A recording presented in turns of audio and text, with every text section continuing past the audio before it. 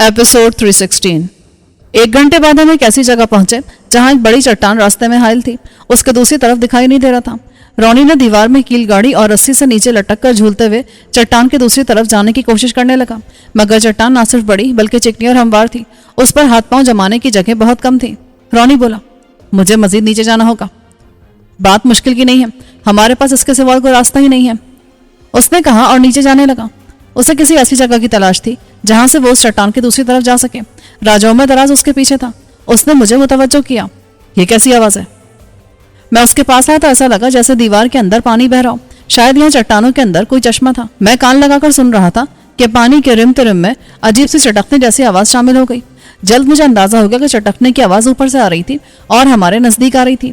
मैंने राजा को पीछे खींचा और हम रास्ते पर उभरी चट्टान से लग गए। चटखाहट की आवाजें बहुत ज्यादा और बुलंद भी थी। ऐसा लग रहा था कि ऊपर से बंदरनुमा जानवरों का पूरा झुंड आ रहा है। और ऐसा ही हुआ। चंद लम्हे बाद ऊपर से छलांगे लगाते और तकरीबन सीधी दीवार पर चहलकदमी करते बंदर नीचे गुजरकर जाने लगे। उनकी तादाद दर्जनों में थी। उनमें से कुछ छज्जे पर भी रुके, मगर फिर तेजी से नीचे चले गए। शायद ये वही झुंड था जिसने बर्फानी आदमी को मार गिराया था और उसे खा पी गए थे। उनकी आवाजों में एक पेट भरा खुशकुन तासुर था। वो हमसे कुछ फासले से गुजर रहे थे। शायद जहां हम खड़े थे वहां गुजरने का रास्ता नहीं था, मगर मेरा ख्याल उस वक्त गलत साबित हुआ जब एक बंदर सीधा मेरे सर पर नाजिल हो गया। जितनी गैर मुतवक्को उसकी आमद थी, इतनी ही गैर मुतवक्को उसके लिए यहाँ मेरी मौजूदगी साबित हुई। वो मेरे सर पे गिरा और मेरा सर हिला तो वो हवा में उछला और सीधा खला में गया। उसने नीचे गिरते हुए अजीब सी आवाज निकाली। इससे पहले कि उसकी आवाज दूसरों को मुतवज्जो करती, वो गायब हो चुका था। मगर एक बंदर को उसकी आवाज आ गई और वो छज्जे पर हमसे चंद गज के फासले पर रुका हुआ था। वो कान घुमा घुमा कर गोया सुनगुन लेने की कोशिश कर रहा था। उन बंदरों की आंखें ज्यादा बड़ी नहीं थी। इसका मतलब था कि उनकी नजर ज्यादा तेज नहीं थी, मगर कानों की साख बता रही थी कि वो आवाज सुन लेते थे और शायद मामूली से आवाज भी सुन लेते थे। मैंने सांस रोक ली। राजा सांस नहीं रोक सकता था, बल्कि वो सांस तेजी से और किसी कदर शोर करने वाले अंदाज में ले रहा था। उस वक्त मुझे रुक जाने वाले बंदर से ज्यादा रोनी की फिक्र थी, जो नीचे गया था और बंदर भी नीचे जा रहे थे। उसे देख लेते तो उसकी आफियत खतरे में पड़ जाती। फिर बंदर ने शायद राजा की सांस की आवाज सुन ली। वो तफ्तीश के लिए इस तरफ आया। मैंने दिल ही दिल में उसके जज्बा तजस्सुस को नामुनासिब अल्फाज में खराज तहसीन पेश किया। नजदीक आकर उसने मुंह उठाकर सूंघा। गालिबन उसे हमारी बू भी आ रही थी। इससे पहले कि वो चिल्लाकर अपने साथियों को खबरदार करता, मैंने अचानक पांव उठाकर उसे दबा दिया। इत्तेफाक से मेरा पांव सीधा उसकी गर्दन पर आया। वो भींची हुई ची ची की आवाज निकालते हुए खुद को छुड़ाने की कोशिश करने लगा, मगर ये उसके लिए मुमकिन न था। उसकी ची ची से खौफजदा होकर मैं पूरा ही उस पर खड़ा हो गया और मिनट से भी पहले उसका दम निकल गया। मैंने उसे उठाकर दूर उछाल दिया ताकि उसकी लाश बहुत नीचे जाए और उसके भाई बंदों को ना मिल सके। बंदरों का झुंड नीचे की तरफ जा चुका था। उस तरफ से इत्मीनान के बाद मैंने रस्सी को झटका देकर रोनी से पूछा और उसने झटका देकर ओके का इशारा किया। जरा देर बाद वो ऊपर आया। उसका चेहरा सुर्ख हो रहा था। उसने सांस दुरुस्त करते हुए कहा, पता नहीं कैसे बचा, वो मेरे पास से गुजर रहे थे। यहाँ भी पास से गुजरे हैं, बल्कि वो तो जान भी गए थे। रोनी चौंका। कहाँ है वो? नीचे गए। ये बताओ, रास्ता मिला? हाँ, लेकिन बहुत नीचे जाकर है। वहां से ऊपर जाना भी मुमकिन नजर नहीं आ रहा था। मैं आप और जानूस शायद चले जाएं, मगर इनके लिए मुमकिन नहीं है। बहुत दुश्वार चढ़ाई है। उसने राजा की तरफ इशारा किया। मैं भी समझ रहा था कि राजा के लिए इस किस्म की कोपहमाई मुमकिन नहीं थी, मगर मेरे जहन में एक तरीका आ गया। अगर नीचे से ऊपर जाकर रस्सी बांधी जाए तब मुमकिन है। हाँ, तब तुम जाओ और रस्सी दूसरी तरफ बांधो। रोनी थका हुआ था, मगर वो सारे लाता हुआ नीचे उतर गया। इसके सिवा और कोई रास्ता भी ना था। हमारे लिए मौका था कि हम सस्ता लें। हमने सामान में खाने पीने की ऐसी चीजें रखी थी जो तैयार थी और जिन्हें फौरी इस्तेमाल किया जा सकता था। मैंने एक चॉकलेट निकाली। जानूस कोल्ड ड्रिंक पी रहा था। अलबत्ता राजा अपनी दवाओं वाला बैग खोले बैठा था और उसमें से अपने लिए डोज निकाल रहा था। फिर उसने अपनी दवाइयां एनर्जी ड्रिंक की मदद से हलक से उतार ली। वो वहीं लेट गया। मैं फिक्रमंद हो गया कि शायद उसकी तबीयत खराब हो रही है। आपकी तबीयत ठीक है? हाँ, ये दवाएं लेने के बाद 10-15 मिनट में आराम आ जाता है। वैसे मैं थका हुआ जरूर हूँ, लेकिन फिर भी बेहतर महसूस करूँ। मैं बिलाखिर उस जगह के पास हूँ जहाँ आने के ख्वाब में बरसों से देखता रहा हूँ। आप कुछ अर्सा पहले वादी तक आए थे? हाँ, लेकिन नीचे नहीं जा सका था। अब जा सकेंगे? हाँ, क्योंकि मैंने बर्फ वाले की शर्त पूरी कर दी है। अब मैं नीचे जा सकूंगा। राजा ने मसरूर लहजे में कहा, फिलहाल तो हमें वादी में उतरने वाला रास्ता तलाश करना है, और देखा जाए तो अभी हम रास्ते में हैं। मुझे यकीन है कि रास्ता मिल जाएगा। तुम साथ आए हो तो सब रास्ते खुल जाएंगे और सब रास्ते मिल जाएंगे। मैं मुस्कुरा कर रह गया। वो मुझे हर ताले की चाबी समझ रहा था, जबकि मैं ऐसा नहीं समझ रहा था। रोनी को गए 20 मिनट होने को आए थे। कुछ देर के बाद रस्सी ऊपर की सिमत आने लगी। वो खींचकर चट्टान के मुतवाजी हो रही थी, यानी रोनी चट्टान की दूसरी तरफ जाने के बाद ऊपर चढ़ रहा था। कुछ देर के बाद रस्सी को झटका लगा। मैंने जवाबी झटका दिया। रस्सी दूसरी तरफ बांधी जा चुकी थी।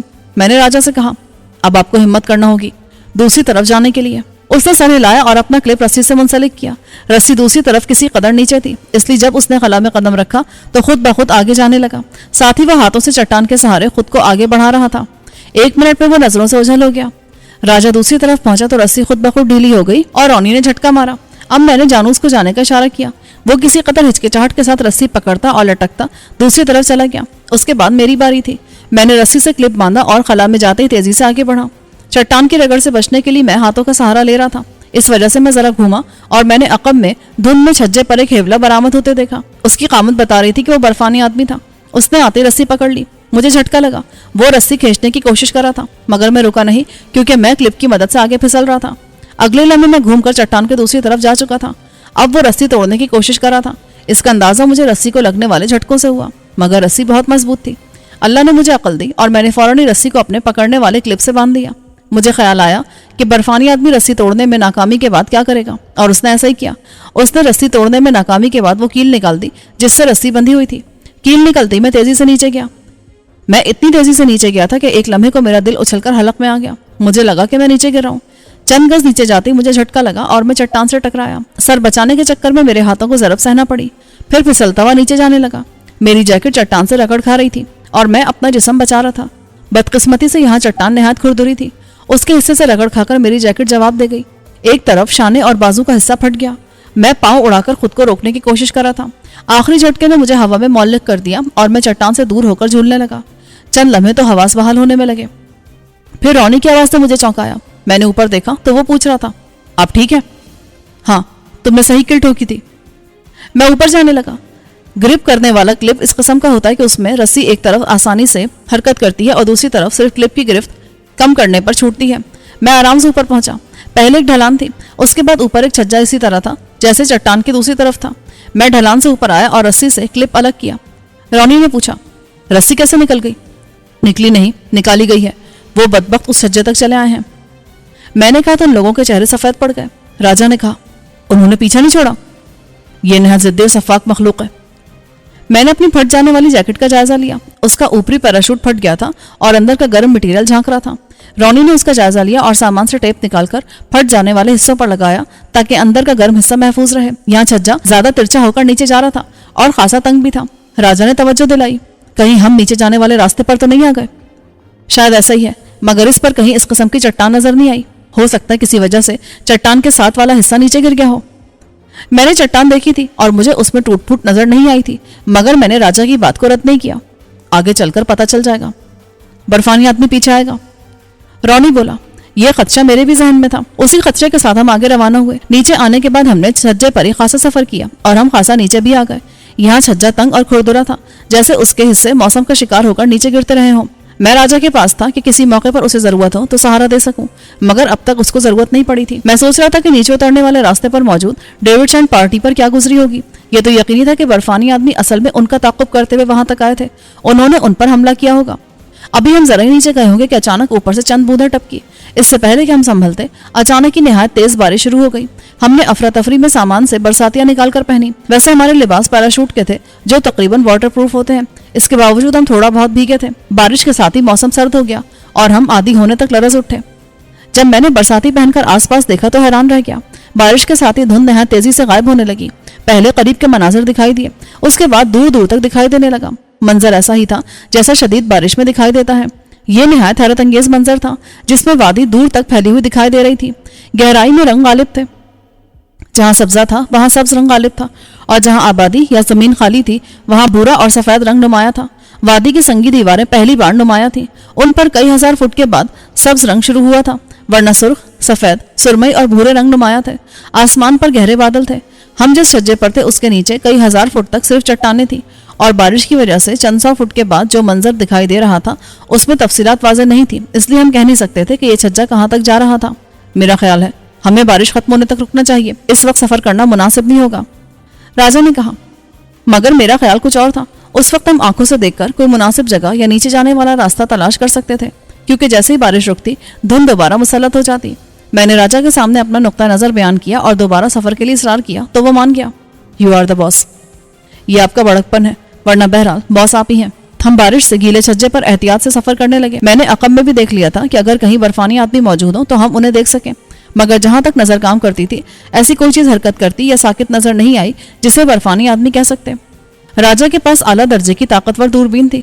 वो वक्फे वक्फे से रुककर दूरबीन आंखों से लगाता और आसपास का जायजा लेता। एक बार उसने दूरबीन मेरी आंखों से लगाई और बोला, मेरा ख्याल है मुझे नीचे जाने वाला रास्ता मिल गया है। उसने इशारे से कहा और दूरबीन मेरी तरफ बढ़ा दी।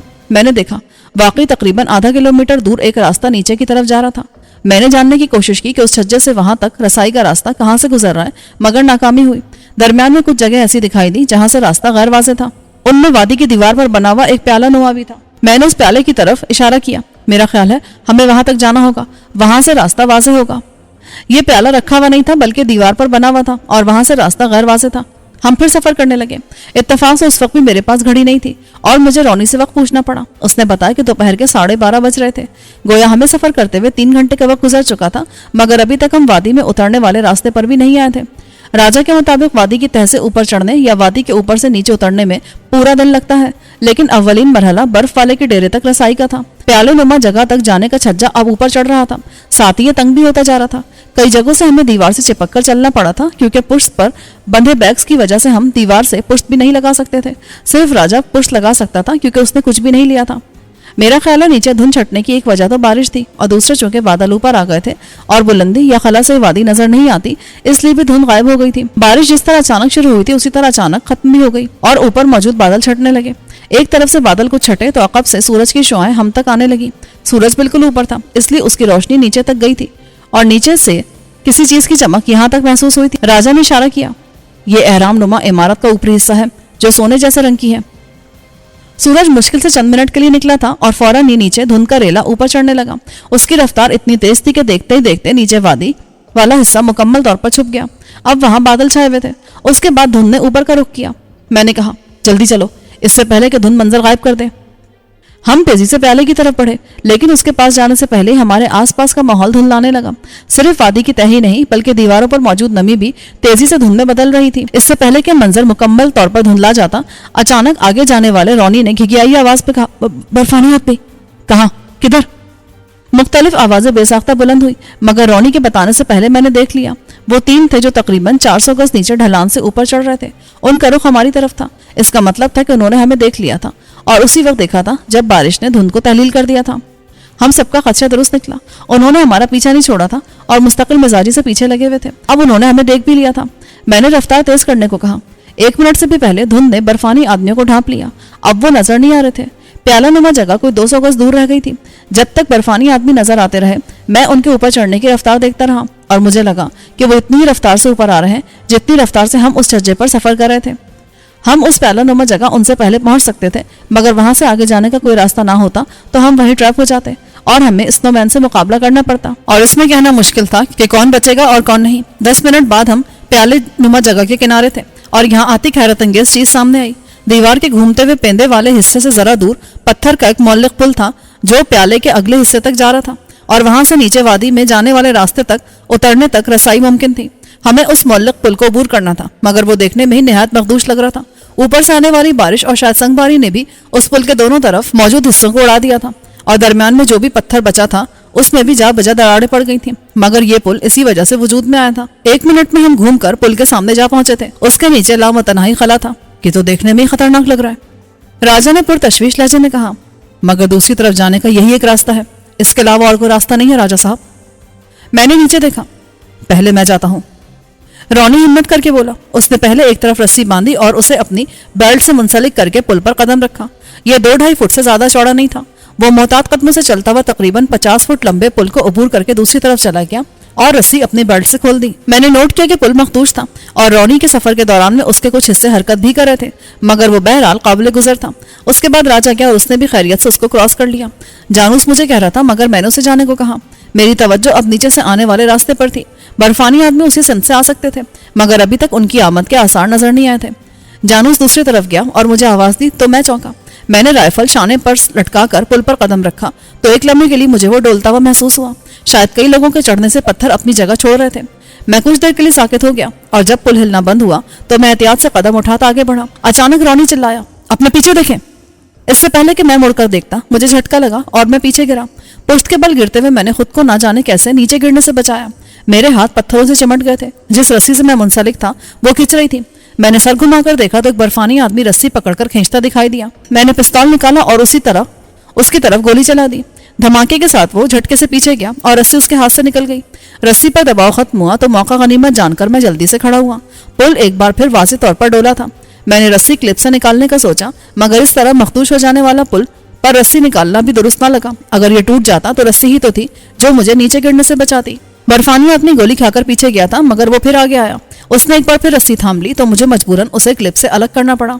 उसके साथ ही मैं पीछे हटने लगा। उस वक्त मैं कोई 30 फुट का फासला तय कर चुका था।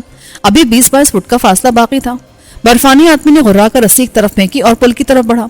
अगर वो पुल पर चढ़ जाता तो उसके वजन से ये शायद टूट जाता। मैंने उसके सर का निशाना लिया, मगर गोली उसके शाने पर लगी। वो झटके से पीछे गया। मैं चंद कदम और पीछे हटा और रुक कर फिर उसकी तरफ पिस्तौल सीधा किया। 2 गोलियां खाकर अब वो तकलीफ से घुरा रहा था। शायद उसकी हिम्मत जवाब दे गई थी और वो पुल पर कदम रखते हुए हिचकिचा रहा था। मैं चंद कदम और पीछे हटा। अब मैं दूसरे सिरे से कोई 10-12 फुट दूर था। अगर मैं पलटकर तेजी दिखाता तो शायद पुल क्रॉस कर जाता या शायद वो गिर जाता। अब मैं रुका हुआ था, तब भी वो डोल रहा था। किसी भी वक्त पत्थरों के बॉन्ड जवाब दे सकते थे और मैं उन पत्थरों समेत नीचे जाता। अचानक बर्फानी आदमी का मूड बदल गया और वो धाड़ कर पुल की तरफ लपका। उसका इरादा भांपते ही मैं पलट कर भागा और फौरन ही पुल गिरने लगा। उसके पत्थर खौफनाक गड़गड़ाहट के साथ एक दूसरे से अलग होने लगे और ये नीचे की तरफ झुकने लगा। मैंने गिरते पत्थरों पर जोर मारा और खुद को पूरी कुव्वत से दूसरे सिमत उछाला था। उसके साथ ही तेज ब्रस्ट की आवाज गूंजी। बाद में मुझे पता चला कि रोनी ने पुल पर चढ़ते बर्फानी आदमी पर ब्रस्ट मारा था, मगर वो उसे चढ़ने से रोक नहीं सकता था। उसके पुल पर आते ही रही सही कसर पूरी हो गई और वो मुकम्मल तौर पर टूट फूट कर नीचे गिर गया। मुझे नहीं मालूम कि अक़ब में क्या हो रहा था। मेरी सारी तवज्जो सामने किनारे तक पहुंचने पर थी। मैंने जस्ट लगाई और खला में गया। मेरा सांस रुक गया और जब तक मेरे फैले हाथ किनारे पर नहीं जमे सांस रुका ही रहा। झटके से मेरा जिस्म नीचे गया, मगर मैं गिरा नहीं बल्कि चट्टान से चिमटा हुआ था। मेरे हाथ चट्टान से यूं चिमटे थे जैसे शीरखार बच्चा डरकर माँ से चिमटता है। बिलाखिर रोनी ने धूल और धुंध से नमूदार होकर मेरा हाथ पकड़ा तो मैं ऊपर चढ़ा। मैं आज तक समझ न सका कि मैं कैसे बचा। मैं कोई 10-12 फुट पीछे था और मुझे 2 कदम उठाने से ज्यादा का मौका नहीं मिला था। इसके बावजूद मैं किनारे पर पहुंच गया। ऊपर चढ़कर मैंने चंद गहरे सांस लिए और पलट कर देखा। पुल तकरीबन गायब हो गया था। उसके टूटने से उड़ने वाला गर्दो गुबार जैसे उस जगह जम गया था। यह धुंध की वजह से इतनी आसानी से तहलील होने वाला नहीं था। मैं दाएं तरफ जाने लगा ताकि प्याले की दूसरी तरफ देख सकूं। मेरा ख्याल था कि वहां मौजूद सिर्फ एक बर्फानी आदमी नीचे गिरा है, जबकि हमने ढलान से 3 आदमी ऊपर आते देखे थे। तो बाकी 2 कहाँ गए? मगर प्याले के दूसरी तरफ का हिस्सा खाली था। राजा मेरे पीछे था। उसने पूछा, क्या देख रहे हो? बाकी बर्फानी आदमी कहाँ है?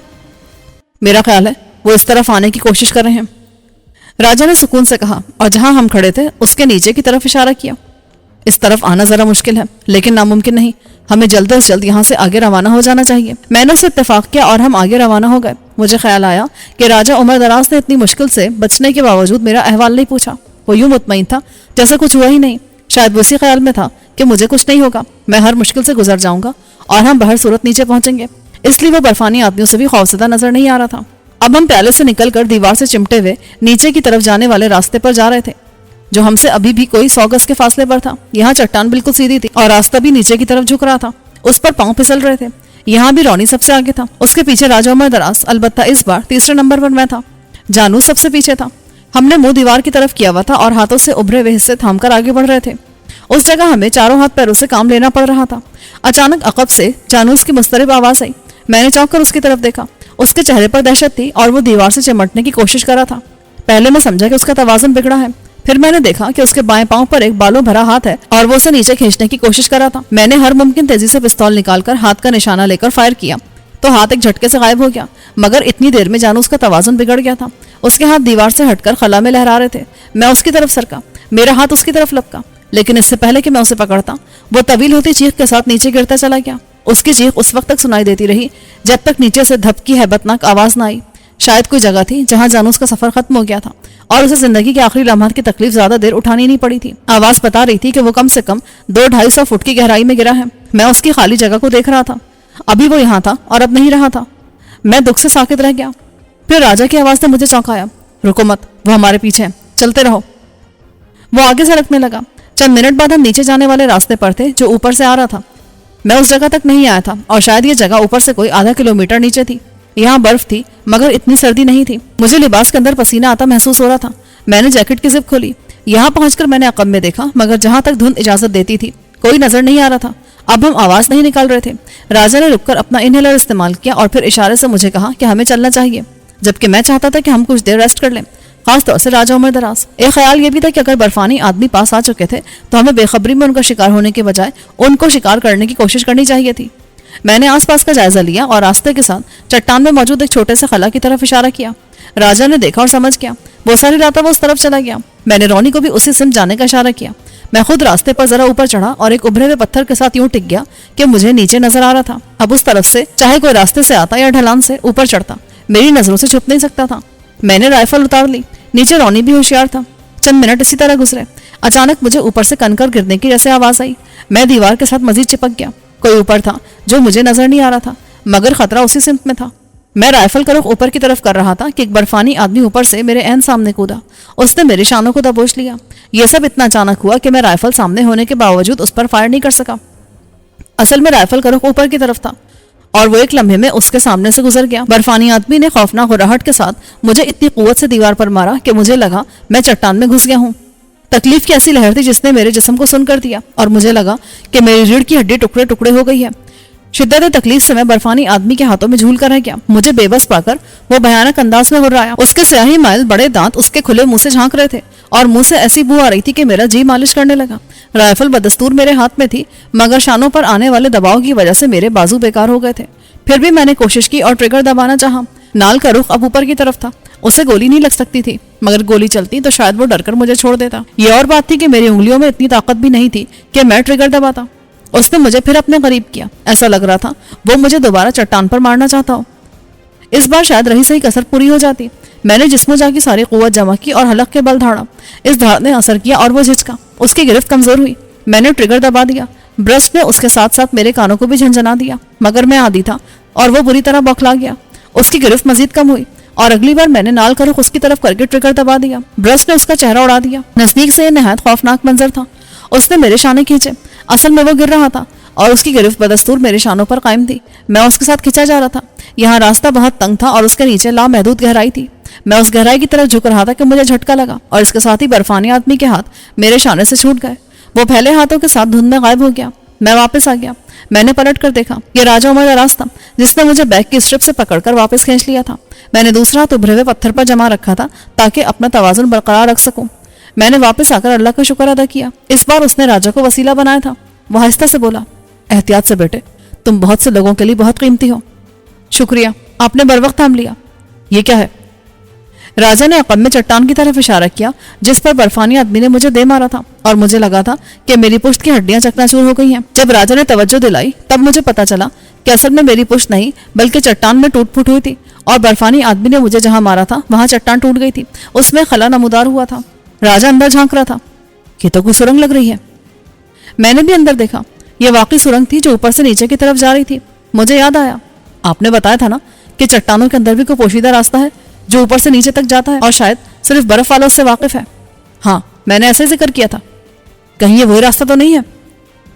رونی آس پاس دیکھ رہا تھا کہ مزید برفانی آدمی تو نہیں ہے کہ ڈھلان کی طرف سے پتھر گرنے کی آواز آئی۔ ہم چونک پڑے۔ راجا مضطرب لہجے میں بولا، اس میں چلو، وہ مزید ہے، یہاں آنے والے ہیں۔ پہلے آپ جائیں، میں نے بیگ اتارتے ہوئے کہا، کیونکہ میں بیگ سمیت اندر نہیں جا سکتا تھا۔ رونی نے راجا کو اندر جانے میں مدد دی۔ وہ اندر گیا تو میں نے اس کو اپنا بیگ پکڑا دیا۔ پھر میں گیا۔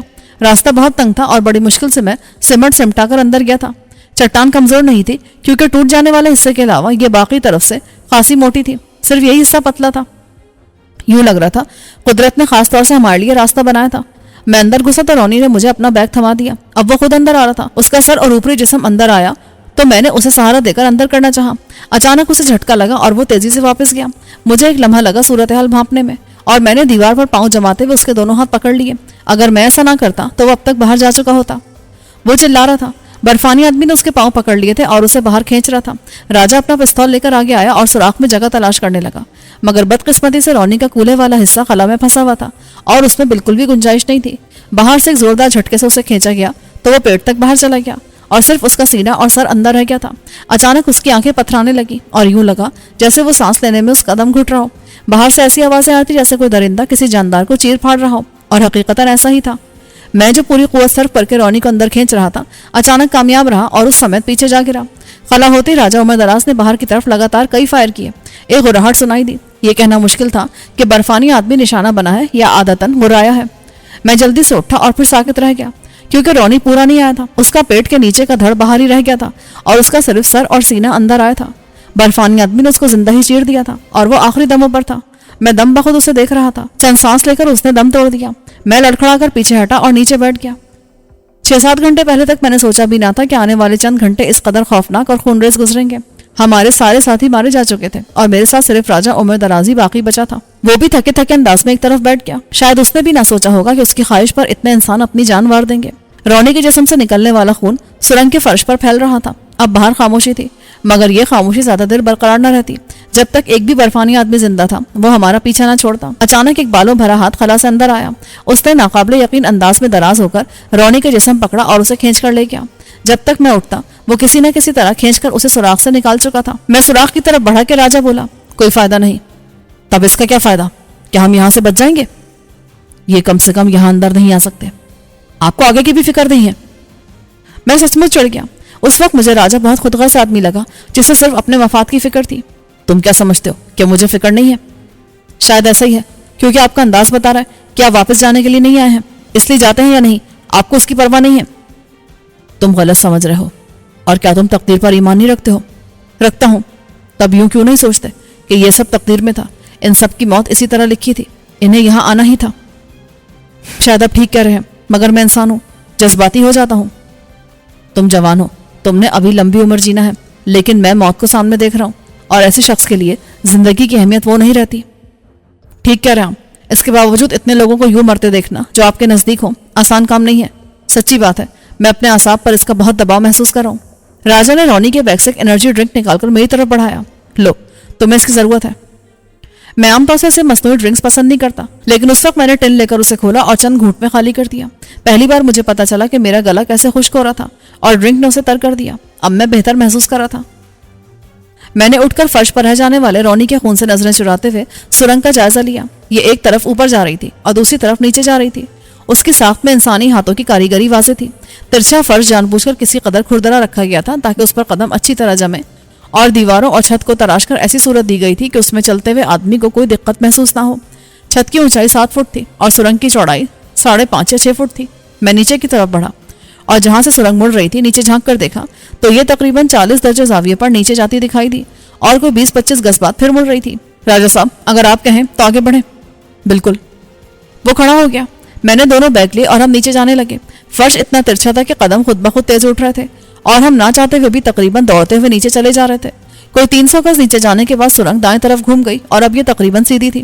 میرا خیال تھا کہ ہم کسی اندرونی غار میں نکلیں گے، مگر غار کے بجائے ہم ایک بہت بڑے ہال میں نکلے جس کا بڑا حصہ ایک جھیل پر مشتمل تھا۔ ایک طرف چھت سے پانی کسی آبشار کی طرح جھیل میں گر رہا تھا، اور اس کے وسط میں بننے والا بھور بتا رہا تھا کہ وہاں کوئی سوراخ تھا جس سے یہ پانی مزید نیچے کی طرف جا رہا تھا۔ اوپر سے یہ پانی یقیناً برف پگھلنے سے نیچے آ رہا تھا۔ مجھے یاد آیا کہ نیچے آتے ہوئے وادی کی ایک دیوار کے اندر سے پانی بہنے کی آواز آ رہی تھی۔ اوپر سے نہ جانے ایسے کتنے چشمے نیچے آتے ہوں گے۔ میں نے یک بستہ پانی میں ہاتھ ڈالا، اسے پیا تو اس کی ٹھنڈک اور تازگی نے جیسے مجھے اندر تک فریش کر دیا۔ راجہ نے پانی کے پاس آنے سے گریز کیا۔ شاید سرد پانی اس کے لیے ٹھیک نہیں تھا، مگر میں نے جی بھر کر منہ ہاتھ دھویا اور جہاں جہاں خون اور آلائشوں کے دھبے تھے انہیں صاف کیا۔ یہاں سے ایک راستہ دوبارہ سرنگ کی صورت میں نیچے جا رہا تھا، مگر یہ راستہ ہال کے دوسرے سرے میں تھا، اور وہاں تک جانے کے لیے ہمیں جھیل کے کنارے ہو کر جانا پڑتا۔ میں تازہ دم ہوا تو ہم آگے روانہ ہوئے۔ بعض جگہوں پر پانی دیواروں تک آ گیا تھا اور ہمیں پانی سے گزارا کرنا تھا۔ شاید یہ جھیل کا پیک تھا، کیونکہ جلد ہی اوپر موسم سرما شروع ہو جاتا اور پانی کی آمد کم ہو جاتی۔ اس کے بعد جھیل کا رقبہ سکڑ جاتا۔ ہم نے ٹارچ نکال لی تھی اور ان کی روشنی میں سفر کر رہے تھے۔ آدھے گھنٹے بعد ہم کوئی مزید آدھا کلومیٹر نیچے آ چکے تھے اور اب موسم واضح طور پر تبدیل ہوا تھا۔ میرا اندازہ تھا کہ ہم کوئی 1.5 کلومیٹر تک وادی میں اتر چکے تھے۔ راجہ کی بتائی کہانی کے مطابق برف والا بوڑھا تقریباً اتنی ہی بلندی پر قیام کرتا تھا، کیونکہ یہاں تک برف کی حد تھی اور اس سے نیچے گرمیوں میں بھی برف نہیں ہوتی تھی۔ میں نے راجہ سے کہا، ہم برف والے بوڑھے کے ڈیرے کے پاس پہنچ گئے ہیں۔ اگر ہم باہر ہوتے تو میں بتا سکتا تھا، مگر یہاں بتانا مشکل ہے کہ ہم اس کے ڈیرے کے پاس ہیں یا نہیں۔ ہم ایک موڑ سے مڑے تو ٹھٹک گئے، کیونکہ پہلی بار سرنگ میں 2 راستے دکھائی دیے تھے۔ ایک تقریباً سیدھا تھا، مگر دوسرا اس کے دائیں طرف مڑ گیا تھا۔ ہم دائیں طرف جانے والے راستے پر آئے اور اندر روشنی ڈالی تو خلاف توقع یہ راستہ کسی قدر اوپر جاتا دکھائی دیا۔ سرنگ بھی الٹی سمت میں مڑ رہی تھی، جیسے گھوم کر واپس اسی سمت میں جا رہی ہو جہاں سے ہم آ رہے تھے۔ راجہ نے اندر جھانکا اور بولا، شاید یہ کوئی سابق حصہ ہے جو کسی وجہ سے بند ہو گیا اور اس کی جگہ یہ سرنگ بنائی گئی ہو۔ راجہ نے سرنگ کی طرف اشارہ کیا جہاں سے ہم آ رہے تھے۔ وہ اسے نیا راستہ قرار دے رہا تھا۔ ہمیں اس پر چلنا چاہیے۔ اس نے اصرار کیا، یہ واپس اوپر جا رہا ہے اور ہمیں اوپر نہیں جانا ہے۔ ضروری نہیں کہ یہ اوپر ہی جائے، ممکن ہے یہ کسی ایسی جگہ نکل رہا ہو جہاں سے ہمیں برف والے کے ٹھکانے یا نیچے وادی تک رسائی ہو سکے۔ اس کے لیے یہ راستہ ہے، مجھے یقین ہے یہ نیچے وادی کی طرف جا رہا ہے۔ میں چونکا۔ راجا کے لہجے میں جیسی بےتابی نیچے وادی کا ذکر کرتے ہوئے آئی تھی، اس سے لگ رہا تھا کہ اسے برف والے سے کوئی دلچسپی نہیں تھی، وہ تو اصل میں وادی تک رسائی چاہتا تھا۔ برف والا اس کے لیے ایک ضمنی کردار تھا، اس کے لیے اصل اہمیت حسین سامیرہ کی تھی، وہ اسی کے لیے اتنے عرصے سے آنے کے لیے تڑپ رہا تھا۔ میں اس کی کیفیت سمجھ رہا تھا، مگر میں نے بحث نہیں کی۔ آپ یہیں رکیں، میں آگے تک دیکھ کر آتا ہوں، اگر یہ کسی جگہ نکلا یا بند ہوا تو دونوں صورتوں میں واپس لوٹ آؤں گا۔ اس کی جھنجھلاہٹ بڑھ گئی۔ شہباز، تم وقت ضائع کر رہے ہو، اتفاق سے ہمارے پاس ضائع کرنے کے لیے یہی چیز باقی بچی ہے، میں نے سرد لہجے میں کہا اور سرنگ کی طرف بڑھ گیا۔ پہلے میں نے سوچا تھا کہ بیگ اتار دوں، مگر پھر میں انہیں لیے ہی اندر داخل ہوا۔ سرنگ اسی سائز اور انداز کی تھی اور یہ نیم دائرے میں گھوم کر اوپر جا رہی تھی، مگر پہلا موڑ آتے ہی سیدھی ہو گئی، یعنی اب یہ اوپر نیچے نہیں جا رہی تھی بلکہ لیول پر تھی، مگر دائیں طرف اس کا گھماؤ جاری تھا۔ میں حیران ہوا کہ اتنے گھماؤ کے بعد تو اسے منطقی طور پر باہر کھلی جگہ نکل جانا چاہیے تھا، مگر فوراً میری سمجھ میں آ گیا۔ لاشعوری طور پر ہم اب بھی سرنگ کے ایک طرف وادی کی دیوار تصور کر رہے تھے، جبکہ عین ممکن تھا کہ یہ سرنگ دیوار سے بہت دور چٹانوں کے درمیان کہیں سے گزر رہی ہو۔ میں گھومتا ہوا سرنگ کے آخری حصے میں پہنچا تو اسے یوں بند پایا کہ سامنے ایک ہموار اور ترشیدہ دیوار تھی۔ میرا اندازہ تھا کہ میں اوپر سے نیچے جانے والی سرنگ کے پاس کہیں تھا۔ سمجھ بھی نہیں کہ جب اسے بند کرنا تھا تو بنانے کی ضرورت کیا تھی۔ پھر عقل نے دوبارہ میری رہنمائی کی اور میں دیوار پر ہاتھ پھیر کر اس راستے کا لوک تلاش کرنے لگا جسے دبانے یا کچھ کرنے سے یہ خفیہ راستہ کھل سکتا تھا۔ میں ٹارچ کی روشنی ہر طرف ڈال رہا تھا، مگر ایسی کوئی چیز نہیں ملی۔ البتہ جیسے ہی میں ناکامی کا اعتراف کرتے ہوئے کھڑا ہوا، ہلکی سی گڑگڑاہٹ کے ساتھ پتھر کی سل میرے سامنے سے سرک گئی، دوسری طرف روشنی نظر آنے لگی۔ میں حیران ضرور ہوا، مگر فوراً ٹارچ بند کر دی اور محتاط قدموں سے باہر آیا تو خود کو ایک درمیانے سائز کے کمرے میں پایا۔ یہاں فرش اور دیواروں پر بے شمار خوبصورت اشیاء سجی ہوئی تھیں، بیشتر اشیاء شیشے کی تھیں۔ یہاں ایسی تصویریں بھی آویزہ تھیں جیسی میں نے راجا کے پاس دیکھی تھی۔ ان تصویروں میں یہاں وادی کے مناظر بیان کیے گئے تھے۔ دیواروں کے ساتھ تراشے ہوئے پتھر کے سٹولز پر ویسے ہی سیاہ خول رکھے تھے جن میں کوئی سیال بھرا ہوتا ہے جو روشنی جذب اور خارج کرتا ہے۔ اس وقت ان سے روشنی خارج ہو رہی تھی اور اسی سے یہ جگہ روشن تھی۔ یہاں وادی میں استعمال ہونے والے جنگی ہتھیار سجے ہوئے تھے اور حیرت انگیز طور پر جدید اسلحہ بھی نظر آ رہا تھا۔ یہ جدید اسلحہ جس میں کئی رائفلیں، شارٹ گنز، پستول اور چند ہینڈ گرینیڈ بھی شامل تھے، ایک طرف ریک میں سجے ہوئے تھے۔ ان کے پاس لکڑی کی ریلنگ پر ہینگ کیے ہوئے عجیب کپڑے کے لبادے تھے، ان کے ساتھ ہی مختلف سائز کے جوتے اور چپلیں تھیں۔ اس سنہری احرام کا ایک چھوٹا ماڈل بھی رکھا ہوا تھا اور اس کے اوپر حصے پر ایک شفاف ہیرا ٹکا ہوا تھا۔ مجھے خیال آیا اور میں نے احرام کو چھو کر دیکھا تو اسے سچ مچ خالص سونے کا پایا۔ دھات بالکل سونے کی طرح ملائم اور دبنے والی تھی۔ میں دنگ رہ گیا۔ اس 1 میٹر اونچے احرام کا وزن شاید ٹن کے آس پاس ہوگا۔ اس کے پاس ہی لائن سے نصف درجن تاج رکھے تھے جو سونے یا اس سے ملتی جلتی کسی دھات کے تھے، لیکن ان کی اصل مالیت ان پر لگے ہیرے جواہرات کی تھی۔ سنہری لکڑی سے بنا ہوا فرنیچر رکھا تھا، یہ سارے کا سارا تقریباً فرنیچر تھا۔ کرسیاں، میزیں، صوفے اور اسٹول تھے۔ یہ جگہ قیمتی اشیاء سے مالا مال تھی، مگر میں ان چیزوں کی تلاش میں نہیں آیا تھا۔ سچ تو یہ کہ نیچے آنے کے بعد مجھے اس حیرت انگیز آدمی کی تلاش تھی جس نے میری زندگی کا رخ بدل دیا تھا اور مجھے یہاں بلوایا تھا جبکہ میں یہاں آنا نہیں چاہتا تھا۔ آغاز میں مجھے اس کمرے سے باہر جانے کا راستہ نظر نہیں آیا، لیکن جلد میں نے دیوار سے ملتا جلتا چمڑے کا بنا ہوا پردہ دریافت کر لیا۔ دروازہ اس کے عقب میں تھا۔ میں کمرے میں داخل ہوا اور ششدر رہ گیا۔